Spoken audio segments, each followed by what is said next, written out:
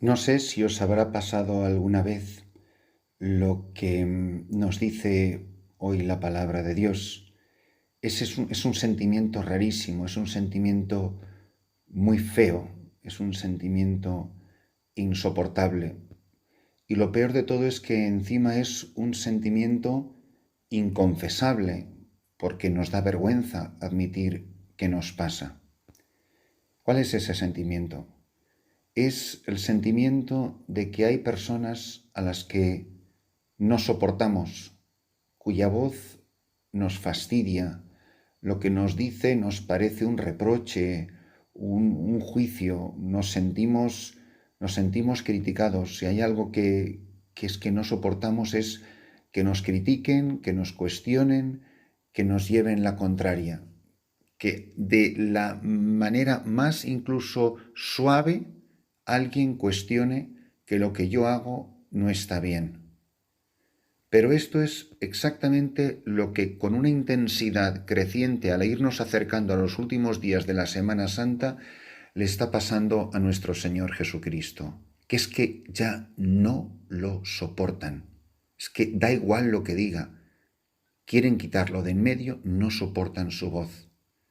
Puede que no nos pase con nuestro Señor Jesucristo, que estemos dispuestos a matarle, pero hay mucha gente que lo hace, simplemente desobedeciéndole, no haciendo caso de las enseñanzas de Jesús o de la Iglesia. Hay gente que se ha largado de la Iglesia, hay gente que no quiere tener nada que ver con la Iglesia, que no la soporta, que la odia. Hay gente que no soporta la Iglesia, pero simplemente la reduce a la indiferencia, a la esfera de lo democrático, ¿no? Cada uno que piense lo que le dé la gana. Tenemos libertad de pensamiento, reduciendo la verdad absoluta que es Jesucristo y lo que enseña la Iglesia a una opinión más, como si se tratara de comprar un detergente en el supermercado entre muchos detergentes. Mirad, el libro de la sabiduría dice así: se decían los impíos, razonando equivocadamente, acechemos al justo, que nos resulta fastidioso. No hay gente a la que no soportamos.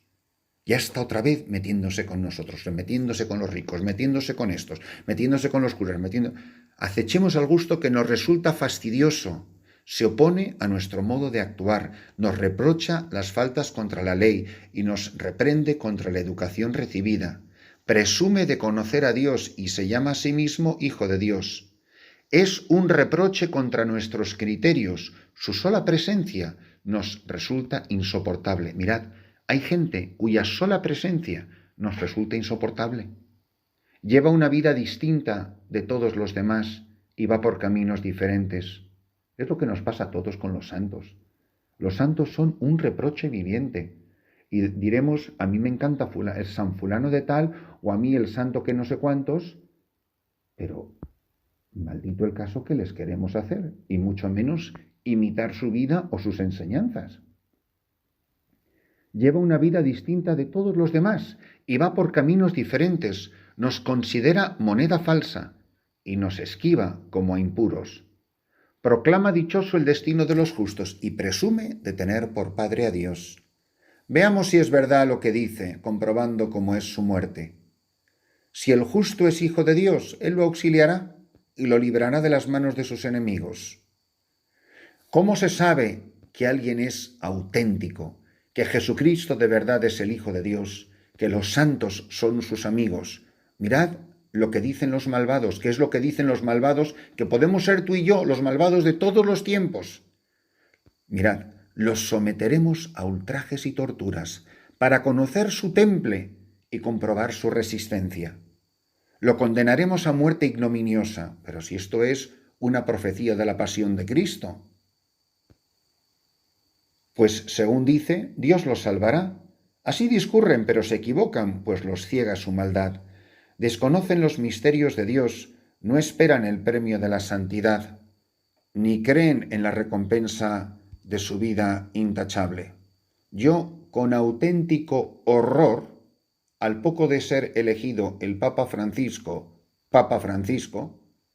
supe de un grupo de seminaristas de mi diócesis de Toledo que dijo esta frase: este Papa no es de los nuestros. El pobre no hacía ni 10 minutos que había salido al balcón. Pero ¿cómo que este papa no es de los nuestros? O sea que es un reproche que no te gusta, no estás de acuerdo con él, no tienes ni la menor intención de hacerle caso durante los años que sea romano pontífice, y todo lo que él diga te parece mal. Da igual lo que diga, todo lo que diga te parece mal. Pero ¿cuánta gente no tiene esta actitud frente al Santo Padre, que es el sucesor de Pedro, el ungido del Señor, por el que Jesús ha orado? Pedro, yo he orado para que tu fe no vacile. Tú eres Pedro y sobre esta piedra edificaré mi iglesia y las puertas del infierno no prevalecerán contra ella. Y no nos pasa con los obispos o con nuestros párrocos, con nuestros sacerdotes.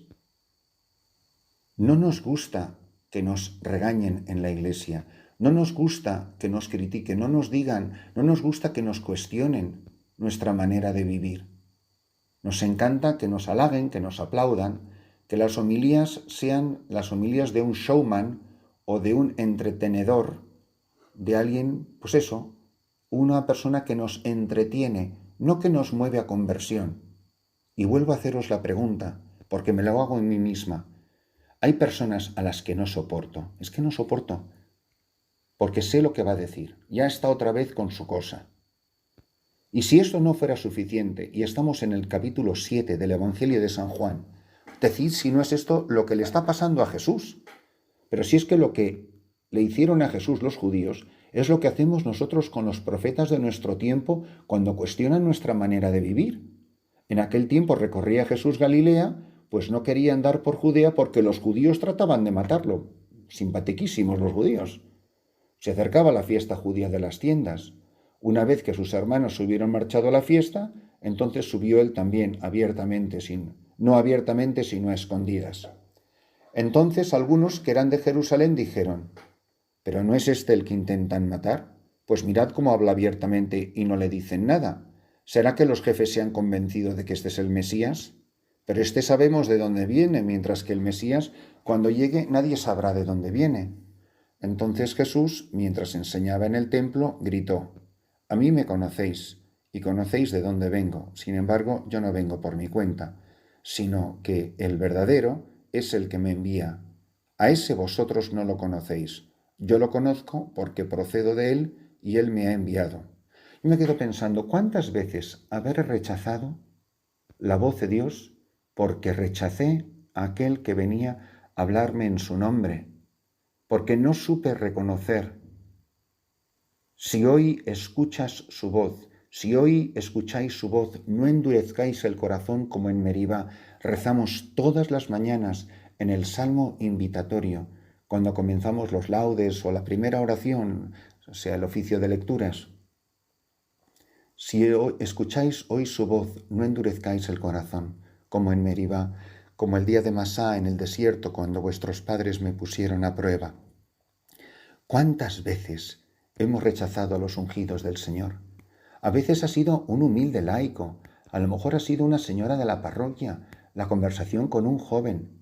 Yo me quedo pensando, ¿cuántas veces no habré yo no sabido reconocer la voz de Jesús que me hablaba en el corazón y me quería poner en camino de conversión? Porque obedecer, hacer caso, reconocer que yo estaba equivocado, tener la humildad de decir: oye, no sabes lo bien que me vino lo que me dijiste el otro día. Mira, al principio no lo acepté bien, pero luego me he quedado pensando qué bonito es cuando una persona tiene esa humildad. Yo a muchísimos feligreses, a muchísima gente en general a lo largo de mi vida, he dicho: oye, a ti nunca un sacerdote en una homilía ha dicho algo que te ha tocado el corazón. Sí. ¿Y alguna vez se te ha ocurrido ir a la sacristía a dar las gracias a ese pobre sacerdote que a lo mejor está diciendo la tercera misa de un domingo y está agotado y cansado de repetir lo mismo y nunca nadie le da las gracias? ¿Nunca te has quedado pensando algo que te hayan dicho en la confesión, en un retiro, en una homilía, algo que te ha herido el corazón? Porque la palabra de Dios es un fuego devorador, y claro que eso abrasa, y claro que la sal escuece en la herida, pero nos sana, nos limpia, nos cura, nos pone en camino de santidad. Mirad, en el Antiguo Testamento había muchos falsos profetas. Y cualquier simple estudioso de la Biblia te puede decir que las características de un falso profeta son dos, al menos dos. La primera, el falso profeta habla a la gente de algo que Dios no le ha mandado decir. Habla por su cuenta. Y la segunda, que es mucho peor, el falso profeta siempre le dice al pueblo lo que el pueblo quiere escuchar. Con lo cual, a diferencia de lo que decían esos seminaristas de Toledo, sí es de los nuestros. Que en estos tiempos difíciles para mucha gente, yo cuando veo tiempos difíciles aquí por un virus, aquí la gente se está muriendo de ébola, aquí la gente está enferma, aquí hay un montón de sacerdotes enfermos de malaria, de fiebres tifoideas, de un montón de otras enfermedades que, por si se os ha olvidado, todavía no han sido abolidas porque ha aparecido este virus. Me quedo pensando en la gente que dice, es que están las urgencias y los hospitales colapsados. Aquí en Sudán del Sur las urgencias no están colapsadas porque no tenemos urgencias. No se han agotado las medicinas porque no las tenemos. Le decía el otro día en una de mis capillas, la buena noticia es que aquí en Sudán del Sur todavía no ha llegado el virus. La mala noticia es que como llegue, acaba con todos. Porque no tenemos hospitales, aquí no hay médicos, o sea, yo no me sé el nombre de un solo médico aquí en Sudán del Sur desde que he llegado. Y no hay hospitales a dónde ir. Si llega el virus, nos morimos. Y la gente lo sabe y me lo decía cuando hablaba con ellos sobre este virus. Mire, padre, como eso que ha contado usted que está pasando en su país llega aquí, nos morimos todos. Y la gente sigue con sus vidas porque no puede hacer nada. A mí me hiere el testimonio de aquellas personas que me están poniendo en camino de conversión. Hay mucha gente que yo estoy admirado de la maravilla de cómo está reaccionando, dando gracias a los sacerdotes, dando gracias a la televisión, dando gracias a todos los medios. Sé de gente que ha aprovechado estos días de enclaustramiento, que está haciendo ejercicios espirituales. Y hay gente que refunfuña y refunfuña y refunfuña y se queja y ni ni ni y ni ni ni y ni ni ni. Y va a perder una oportunidad de gracia maravillosa para vivir en santidad. Hay personas cuyas palabras son un reproche para mi vida, y frente a ese reproche, ¿qué hago? ¿Quiero matarlo como a Jesús, físicamente en una cruz, o descalificándolo verbalmente, hablando mal de esa persona, que ya hay bastante gente que lo hace?